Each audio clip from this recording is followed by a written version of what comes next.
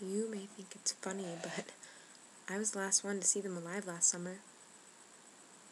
There are only 7 of them in the world, 4 of them at the zoo. I used to go there every night to watch how still they stood in the water. And they walked so graceful, like slow motion.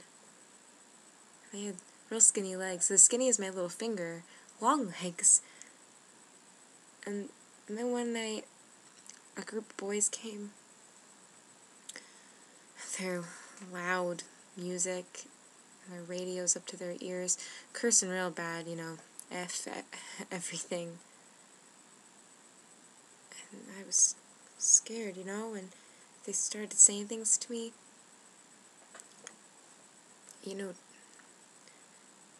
Dirty things. And then one boy picked up a stone and threw it to see how far he could get it to splash the birds. And then another boy picked up a stone to see how close he could splash the birds. And then they were all throwing stones to splash the birds. And then they were throwing stones at the birds, and I started screaming, "Stop it!" And a stone hit a bird's leg, and it pended like a straw. The birds were kneeling over the water, flapping their wings in the water, and the boys were just laughing and throwing stones, and I kept screaming, "Stop it, stop it!"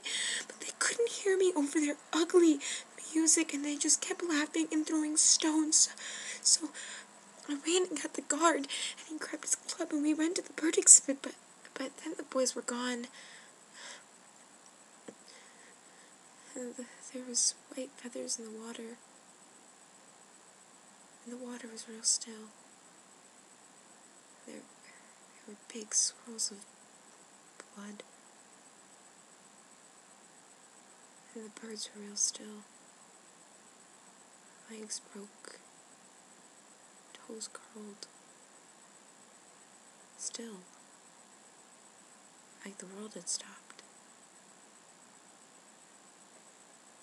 And then the guard said something, but I couldn't hear him. I just saw his mouth moving. And then I started screaming.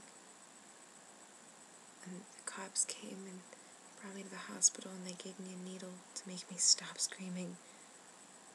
And they never found the boys. But even if they had, what good would it do? I mean, they can't make the birds come alive again.